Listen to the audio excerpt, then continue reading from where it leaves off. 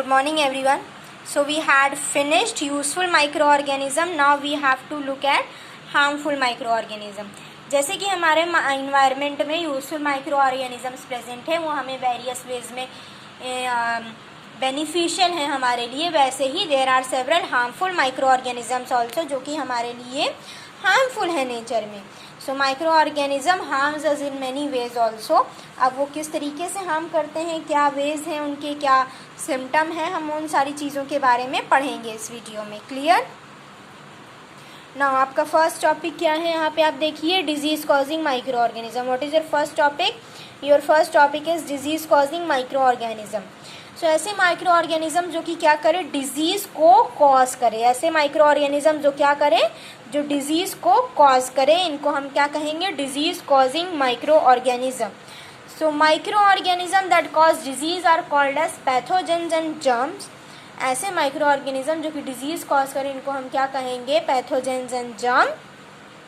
Pathogen की definition if you want to write it in simple term, you can write disease causing agent. ठीक है, pathogen this are disease causing agent. Now germs enter our bodies and cause diseases in following ways. Through food and water we get diseases like cholera, typhoid, hepatitis etcetera. So मान लीजिए अगर हम कहीं contaminated water के network में आ जाएं या contaminated water के टच में आ जाएं, तो हमें वेरियस डिजीजेस हो सकती हैं. For example cholera, typhoid, hepatitis etcetera. इन सारी डिजीजेस का नाम हम सब ने सुना है अपने लाइफ में कभी ना कभी. सो फॉर एग्जांपल कि कॉमन कोल्ड और फ्लू जब होता है किसी पर्सन को, तो वो बैक्टीरियल एक्शन से हुआ है या माइक्रो ऑर्गेनिजम्स की वजह से अगर हुआ है, तो जब वो पर्सन स्नीज करेगा या कफ होगा उसको, तो उस पर्टिकुलर पर्सन को जो वाटर ड्रॉपलेट उसके माउथ से निकलेंगी, वो वाटर ड्रॉपलेट्स अगर किसी नॉर्मल पर्सन के बॉडी से कांटेक्ट में आएंगी, तो वो नॉर्मल पर्सन भी उस पर्टिकुलर डिजीज से इन्फेक्टेड हो जाएगा. ठीक है, कॉमन कोल्ड है, फ्लू है, कफ है, स्नीजेस हैं. सो इन सब में जर्म्स जो हैं वो हमारे वाटर ड्रॉपलेट्स के थ्रू निकलते हैं हमारे नोस्ट्रिल से, नोज से, और वो अगर किसी हेल्दी पर्सन के कांटेक्ट में आया तो वो पर्सन भी उससे ईजिली अफेक्टेड हो सकता है. इसीलिए कहा जाता है कि जब भी हम स्नीज करें या कॉफ करें, so we should keep our hanky on the face so that कि वो जो जर्म्स हैं वो किसी दूसरे हेल्दी पर्सन पे ट्रांसमिट ना हो. Clear. Common flu, chickenpox, mumps, tuberculosis, measles and polio are the diseases that spread through air. किसके थ्रू ये स्प्रेड होती हैं? एयर के थ्रू स्प्रेड होती हैं.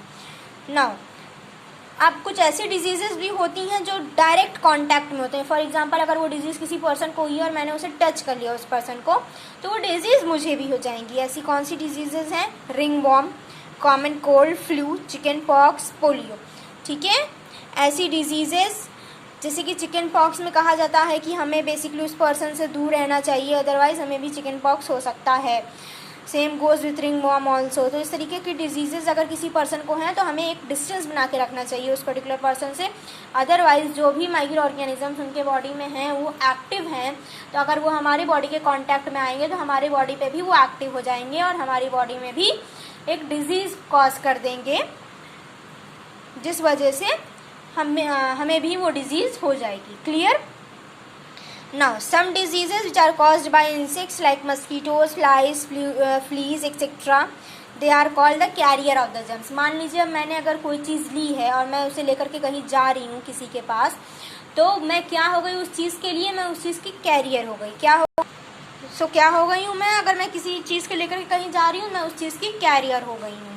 ठीक है, कैरियर ऑफ जर्म्स. वैसे ही मस्कीटोज अगर कोई जर्म्स कहीं पे लेकर के जा रहे हैं उस पर्टिकुलर, फिर वो उस जर्म्स को कहीं किसी को ट्रांसमिट कर रहे हैं किसी पे, तो वो उस जर्म के क्या हो गए हैं, कैरियर हो गए हैं मस्कीटो. सो जो फीमेल एनोफिल्स मस्कीटोज होती हैं वो मलेरिया के जर्म्स कैरी करती हैं. And when the sucks the blood of a healthy person he or she suffers from malaria. ठीक है, और वो पर्टिकुलर पर्सन फिर इन्फेक्टेड हो जाता है उस डिजीज़ से. जो फीमेल एडीज मस्कीटो होती हैं वो डेंगू वायरस के कैरियर होती हैं. फीमेल एनोफिल्स मलेरिया जर्म्स की कैरियर होंगी. Female Aedes mosquito is a carrier of dengue virus. तो ये डेंगू के वायरस कैरी करती हैं, और ये अगर किसी पर्सन का ब्लड सक करेंगी, so that healthy person will automatically get infected और वो डेंगू से इन्फेक्टेड हो जाएगा, ठीक है। तो याद रखिएगा, female anopheles mosquito carries malaria germ, female Aedes mosquito carries dengue virus, ठीक है। So when house fly sits on dust germ sticks to their body, unknowingly वो ट्रांसफ़र कर देते हैं अपने जर्म्स, क्या कहाँ पे ट्रांसफ़र कर देते हैं, तो उस पर्टिकुलर फूड पे ट्रांसफ़र कर देते हैं। मान लीजिए कि कहीं पे भी जहाँ पे डर्टी प्लेस है, डर्ट है अगर कहीं पे, अगर वो वहाँ पे बैठते हैं, फिर उसके बाद वो खाने की चीज़ों पे बैठ जाते हैं, तो वो हमारे फूड को भी कंटामिनेटेड कर देते हैं, हमारे फूड को भी बेसिकली हार्म कर देते हैं इन डिफरेंट वेज। अब वो पर्सन जो अगर वो उस फूड को खाएगा तो फिर वो पर्सन भी उस डिजीज़ से इन्फेक्टेड हो जाएगा and will start suffering from that disease, clear. So ये था disease causing micro organism. Now comes the prevention of communicable diseases. अब कम्युनिकेबल डिजीजेज का प्रिवेंशन कैसे होगा? डिजीजेज जो स्प्रेड होती हैं इन्फेक्टेड पर्सन से हेल्दी पर्सन पे through air, water and various other means of contact are called communicable diseases, ठीक है। तो ऐसी डिजीजेज जो कि एक इन्फेक्टेड पर्सन से हेल्दी पर्सन पे ट्रांसमिट हो रही हैं या एक इन्फेक्टेड पर्सन से हेल्दी पर्सन पे जा रही हैं, ट्रांसफ़र हो रही हैं, तो इनको हम क्या कहेंगे? कम्युनिकेबल डिजीजेस कहेंगे। नाउ अब कुछ ऐसे स्टेप्स हैं जिनके वजह से वो जो कम्युनिकेबल डिजीजेस हैं हम उनको रोक सकते हैं या हम उनको प्रिवेंट कर सकते हैं। So these steps include keeping the infected person separate from the healthy people and asking him to use handkerchief, जो कि जो कि हमें हमेशा से बताया गया है कि हमें स्नीज़ करते वक्त या कॉफ करते वक्त हमें हैंकरचिफ अपने फेस पे रखनी चाहिए, सो दैट कि हमारे जो जर्म्स हैं वो किसी हेल्दी पर्सन पे ट्रांसमिट ना हो। To prevent mosquitoes from breeding in our neighbourhood we should ensure the water does not collect anywhere in our neighbourhood. So ये जनरली हो जाता है कि जो हमारे लोकल कॉलोनीज़ वगैरह हैं वहाँ पे रेन वाटर अक्सर कलेक्ट हो जाता है, तो हमें ये इंश्योर करना चाहिए कि रेन वाटर कहीं पे भी कलेक्ट ना हो, इवन हमारे घर में भी कलेक्ट ना हो, घर के आसपास, घर के सराउंडिंग पे भी, कहीं पे भी इस तरीके की चीज़ें, इस तरीके की जो मतलब कि गंदगी हैं वो सारी चीज़ें ना हो, तभी हम डिजीज़ फ्री रह सकेंगे। सो same it is written to prevent the mosquitoes from breeding in our neighborhood we should ensure that the water does not collect anywhere in our neighborhood. Micro spoil food. So micro organism जो हैं वो food को भी spoil करते हैं। किस तरीके से स्पॉइल करते हैं? सॉरिंग ऑफ द मिल्क जो है उसमें जब एक दूध बेसिकली ख़राब हो जाता है, that is because of the action of micro organism only. Putrefaction of meat, rotting of potatoes, vegetables and fruits, जो भी हमारे घर में जितनी भी सब्जियां रॉट हो जाती हैं या बेसिकली वो ख़राब हो जाती हैं, खाने लायक नहीं बचती हैं, that all because of the action of micro organisms. Growth हो जाती है माइक्रो ऑर्गेनिजम्स की, अनकंट्रोलेबल ग्रोथ हो जाती है, जिस वजह से वो फूड जो है वो इफ़ेक्ट होता है और वो फूड फिर खाने लायक नहीं रहता है।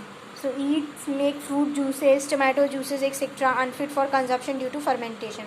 तो जो ईस्ट होता है वो हमारे फ्रूट जूसेस को या फ्रूट्स को इस तरीके से फर्मेंट करता है कि वो खाने लायक नहीं बचता। So these were the some actions of the microorganism which spoils the food, clear. So micro organism grow on food, such microorganism sometimes produce toxic substances, ठीक है। ऐसे माइक्रो ऑर्गेनिजम्स क्या करते हैं? They produce toxic substance. Toxic का क्या मतलब होगा? टॉक्सिक मतलब कि substances which are harmful to our cells, which are poisonous to our cells for our body, इस तरीके के सब्सटेंस को हम टॉक्सिक सब्सटेंस कहेंगे। और ये क्या कर देगा? फूड को पॉइजनस बना देगा, ठीक है।